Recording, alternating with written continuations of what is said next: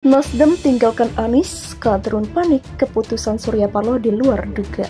Jadi mantan tim ses Anies Baswedan ini mengungkapkan sebuah fakta, yaitu soal utang piutang yang membuat gerombolan kadrun semakin pusing kepalanya. Lah sekarang gimana nggak pusing coba? Wong rahasia Anies Baswedan yang selama ini tidak pernah diketahui oleh publik, tiba-tiba dibongkar oleh mantan tim sesnya di acara podcast coba. Coba bayangkan, demi sebuah jabatan gubernur, Anies Baswedan rela sampai harus berhutang sebesar 50 miliar rupiah.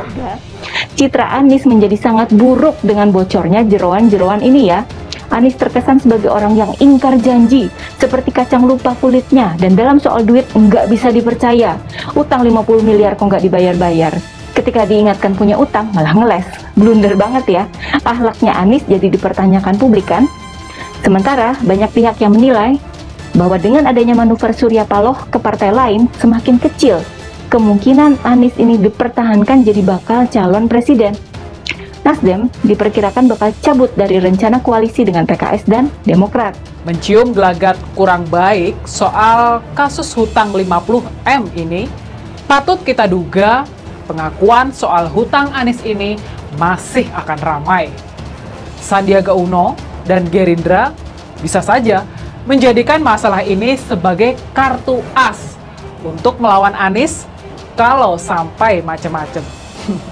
Karena Anies dianggap telah mengkhianati Pak Prabowo. Nasdem tersadar Gerindra, Golkar menghajar aib Anies dibongkar. Mimpinya presiden ini mengungkapkan sebuah fakta, yaitu soal utang piutang yang membuat gerombolan kadrun semakin pusing kepalanya. Lah sekarang gimana gak pusing coba? Wong rahasia ada sepatu dan yang selama ini tidak pernah diketahui oleh publik, tiba-tiba dibongkar oleh mantan tim sesnya di acara podcast. Coba di acara podcast. Coba bayangkan, demi sebuah jabatan gubernur, Anies Baswedan rela sampai harus berhutang sebesar 50 miliar rupiah. Citra Anies menjadi sangat buruk dengan bocornya jeroan-jeroan ini. Ya, Anies terkesan sebagai orang yang ingkar janji seperti kacang lupa kulitnya, dan dalam soal duit nggak bisa dipercaya. Hutang 50 miliar kok nggak dibayar-bayar, ketika diingatkan punya utang malah ngeles, blunder banget. Ya, akhlaknya Anies jadi dipertanyakan publik kan. Sementara banyak pihak yang menilai bahwa dengan adanya manuver Surya Paloh ke partai lain, semakin kecil kemungkinan Anies ini dipertahankan jadi bakal calon presiden. Diperkirakan bakal cabut dari rencana koalisi dengan PKS dan Demokrat.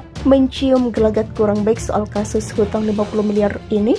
Patut kita duga pengakuan soal hutang Anies ini masih akan ramai. Sandiaga Uno dan Gerindra bisa saja menjadikan masalah ini sebagai kartu as untuk melawan Anies. Kalau sampai macam-macam karena Anies dianggap telah mengkhianati Pak Prabowo, Sandiaga mengaku adanya hutang 50 miliar oleh Anies yang belum juga dibayar-bayar hingga jabatan Anies sebagai gubernur berakhir. Ini sangat-sangat memalukan untuk Anies. Lalu ngutang dalam jumlah yang banyak banget terus lu lupain selama lebih dari 5 tahun.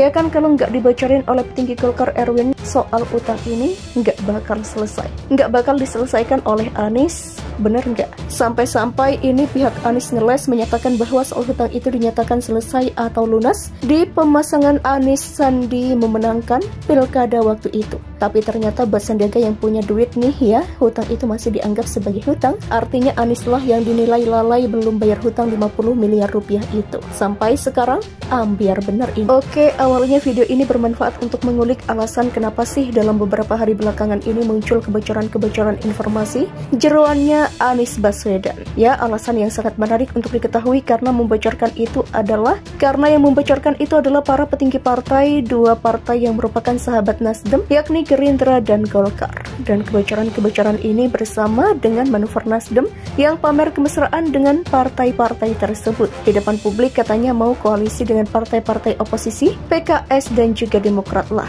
Kok belakangan ini malah PDKT sama Gerindra dan Golkar?